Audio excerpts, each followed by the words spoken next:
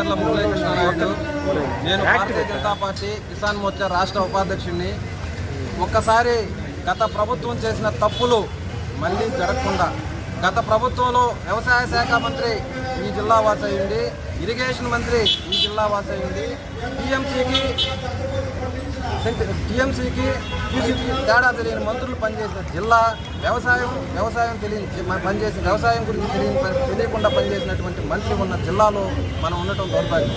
ఇప్పుడైనా అధికారులు, ప్రభుత్వం మారింది, ఎన్డీఏ ప్రభుత్వం ఉంది, పక్కా ప్రణాళికతోటి ముందుకు పోయి నీటి యాజమాన్యాన్ని కానీ, ఎరువులు కానీ, అలాగే విత్తనాలు కానీ ఒక క్రమ పద్ధతిలో రైతుల్ని మోటివేట్ చేస్తూ ఖచ్చితమైన సీజన్లో అన్నీ అందే విధంగా చర్యలు తీసుకోవాలని చెప్పి ఈరోజు మేము కలెక్టర్ గారు తీసుకోవడం జరిగింది.